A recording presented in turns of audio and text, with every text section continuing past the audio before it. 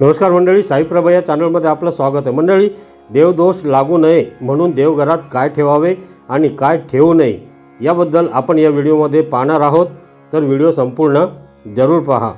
तर मंडळी, प्रत्येकाच्या घरात एक देवघर असतेच। या देवघरात सर्व देव देवतांचे फोटो ठेवलेले असतात। घरातील सर्व सदस्य या फोटोंची पूजा करतात। पण हिंदू धर्मात पूजेशी निगडित सर्व नियमांबद्दल सांगितलं गेलं आहे। या नियमांचं पालन केलं पाहिजे। देवघरात देवपूजा करताना अशा काही गोष्टी असतात ज्या अजिबात देवघरात ठेवू नये। या गोष्टी ठेवल्या तर पूजेचे संपूर्ण फळ आपल्याला मिळत नाही असं मानले जाते। तुमच्या घरीही देवघर असेल तर हा व्हिडिओ नक्की पूर्ण पहा। कदाचित चुकून तुम्हीही ही चूक करत तर नाही ना? तुमच्या देवघरात असं काही असेल तर लगेच काढून टाका। देवदोष लागू नये म्हणून हे नियम पाळलेच गेले पाहिजेत, तरच तुमची पूजा सफळ संपूर्ण होते असं मानलं जातं। तर जाणून घेऊया याच अशा गोष्टींबद्दल ज्या पूजेत करू नये, ज्या गोष्टी देवघरात ठेवणं अशुभ मानले जातात। तर पहिला आहे, देवपूजेतील देव एकमेकास पाहत आहेत असे ठेवू नये, म्हणजे समोरासमोर येतील असे देव ठेवू नये। देवघरात धन पैसे दडवून ठेवू नयेत। देवाऱ्यात कमीत कमी देव आणि मूर्ती अगर तसबिरी असाव्यात। एकच देवाच्या दोन अगर जास्त मूर्ती असू नये, त्यामुळे त्यापैकी एकही कार्य करत नाही। त्याच देवतेची मूर्ती आणि फोटो चालेल। देवी निरनिराळ्या दोन असल्या तरी चालतील, त्यापेक्षा जास्त नको। दत्तक गेलेल्या घराण्याचे अगर बुडीत घराण्याचे देव देवघरात पूजू नयेत। ते सर्वच विधिवत विसर्जन करून नवीन देव करावेत। सोन्याचे देव असले तरी विसर्जनच करावेत। नंतर देवाऱ्यात भगवान शंकराची मूर्ती अगर फोटो पूजू नये, कारण भगवान शंकराचे सगुण रूप तांडव नृत्य स्वरूपात मानले जाते। नंतर संसारी माणसाने मारुतीची देवघरात पूजा करू नये। घरात 6 फुटाच्या वर दक्षिणाभिमुख मारुतीचा फोटो लावता येईल। देवघरात शनीची पूजा करू नये। सर्व जीवन संकटमय अति उदास राहते। नंतर देवघरात मुंजा पूजू नये। देवघरात गायत्री मातेची पूजा करू नये, कारण गायत्री मातेचे स्वरूप पराकोटीचे पवित्र आहे। शिवाशिव पाळणे अति कडक असते। विटाळशी स्त्रीची छाया देखील त्यावर पडलेली चालत नाही। नंतर देवघरात काळभैरवची पूजा देखील निषिद्ध मानली आहे। तो यम असून अति उग्र व कडक आहे, म्हणून देवघरात काळभैरवची पूजा देखील केली जात नाही। देवघरात म्हसोबा पूजू नये, त्यामुळे कुलदेवीचे कृपाछत्र कुटुंबावर राहत नाही। कुटुंब नित्य अनेक संकटांनी पीडित राहते, म्हणून देवघरात म्हसोबासुद्धा पूजू नये। गुरु व शिष्य यांची एकाच वेळी पूजा करू नये। प्रथम गुरुची पूजा करावी, नंतर शिष्याची पूजा करावी। देवाच्या मूर्ती शोकेसमध्ये ठेवू नयेत। ते देव ते कुटुंबाचीच शोभा करतात। नंतर देवघरातील पूजेच्या मूर्त्या 3 इंचापेक्षा कमी असाव्यात। जास्त उंचीच्या मूर्त्या विसर्जन कराव्यात।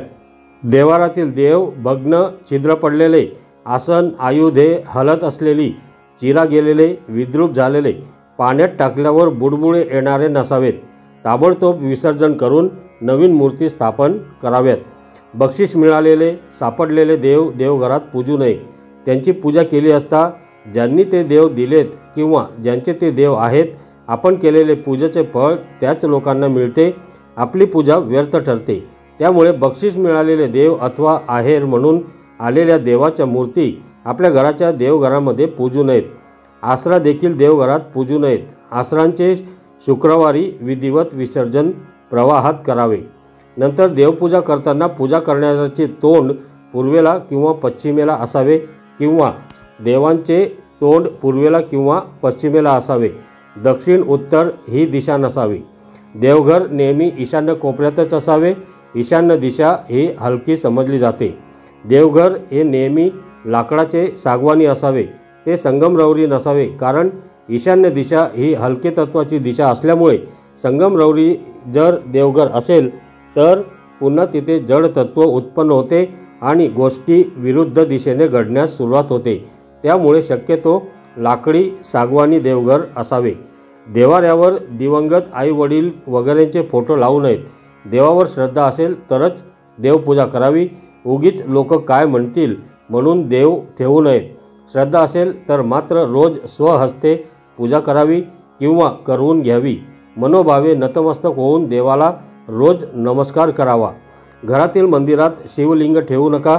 देवघरात लोक शिवलिंग ठेवतात। शिवलिंग ठेवण्याचे काही नियम आहेत। घरात एकापेक्षा जास्त शिवलिंग ठेवू नये असं शिवपुराणात सांगितलं गेलं आहे। शिवलिंगातून प्रत्येक वेळी ऊर्जेचा संचार होत असतो, त्यामुळे शिवलिंग नेहमी खुल्या जागी ठेवावे। त्याचा आकार कधीच अंगठ्यापेक्षा मोठा नसावा। शिवलिंग हे पितळाचे असावे, त्यावर नाग नसावा। देवघरात नंदी नागासहित एकत्र महादेवाची पिंड ठेवू नये, कारण आपण जेव्हा महादेवाच्या पिंडीवर अभिषेक घालतो तेव्हा त्या अभिषेकाचे पाणी नंदीवर पडते व नंदी हा महादेवाचा शिष्य आहे। ते पाणी नंदीवर पडल्यामुळे त्यांचा कोप होतो आणि त्यामुळे आपल्यावर संकटे उद्भवू शकतात। देवघरात कोणत्याच देवाचा रौद्र रूपातील फोटो ठेवू नये। नेहमी देवाच्या हसणारे प्रसन्न चेहरे असणारे फोटो ठेवावेत। क्रोधातील फोटो ठेवणं अशुभ मानलं जातं। हसणारे फोटो शुभ मानले जातात। ते घरात सकारात्मकता आणतात। कोणत्याच देवाची तुटलेली मूर्ती किंवा फोटो घरात ठेवू नये। तुटलेली मूर्ती किंवा फोटो घरात ठेवणं अशुभ मानलं जातं। त्याने वास्तुदोष उत्पन्न होतात।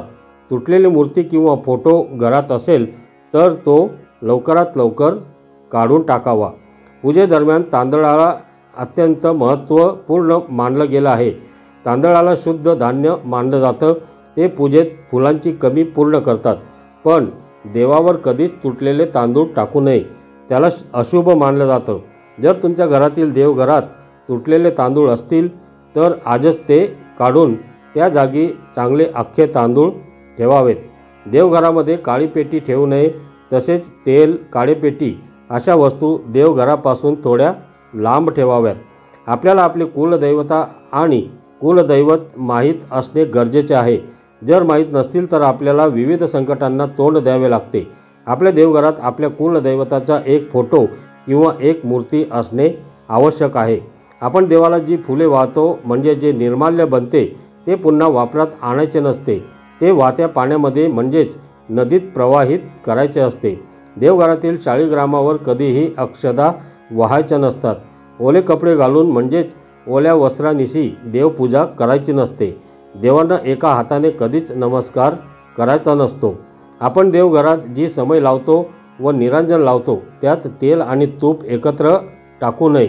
तेलाचा दिवा वेगळा आणि तुपाचा दिवा वेगळा लावावा।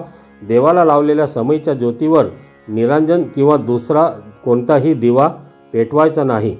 समईमध्ये 3 वाती लावायच्या नसतात। एकतर 2 वाती लावायच्या किंवा एकच वात लावली तरी चालते। देवांना नमस्कार करताना आपल्या डोक्यातील टोपी काढून नमस्कार करावा। देवापुढे नतमस्तक व्हायचे असते। आपण त्यांना शरण गेलेलो असतो। आपण देवघरात किंवा मंदिरात जी स्तोत्रे किंवा मंत्र म्हणतो ती मोठ्या आवाजात म्हणायची, परंतु जप करताना देवांचे नामस्मरण करत असतो, म्हणून ते शांततेत केलेले कधीही चांगले। देवांना आपण जेव्हा गंध लावतो तो गंध करंगळी शेजारील बोटाने लावायचा असतो आणि आपल्या पितरांना म्हणजेच पूर्वजांना अंगठ्या शेजारील बोटानेच गंध लावावा आणि स्वतःला मधल्या बोटाने गंध लावावा व इतरांना अंगठ्याने गंध लावावा। नैवेद्याच्या पानात किंवा ताटात मीठ वाढू नये। त्याचप्रमाणे कांदा, लसूण, लिंबू देखील वाढू नये, कारण हे सर्व पदार्थ तामसी आहेत। तामसी पदार्थ देवांना चालत नाही। मारुती हा ब्रह्मचारी आहे, त्यामुळे त्यांची मूर्ती देवघरात ठेवायची नसते। अशा प्रकारे देवघरात पाळावयाचे महत्त्वाचे नियम आपल्या देवघराच्या बाबतीत पाळायचे आहेत। असे काही नियम पाळल्याने आपल्या देवघरात प्रसन्न वाटते आणि आपल्या घरात देखील शांतता राहते। आपल्या घरातील लोक नेहमी आनंदी राहतात। घरात नेहमी देवांचा आशीर्वाद असतो। आपल्या घरात देवांचा वास असतो। देव आपल्या घरात वावरत असतात, त्यामुळे त्यांचे घर आपण नेहमी सुंदर आणि सुशोभित ठेवले पाहिजे। तर मंडळी, तुम्हाला ही माहिती कशी वाटली कमेंट करून नक्की सांगा आणि हा व्हिडिओ जर तुम्हाला आवडला असेल तर या व्हिडिओला लाईक करा, शेअर करा आणि आपल्या या चॅनलला सबस्क्राईब जरूर करा। धन्यवाद।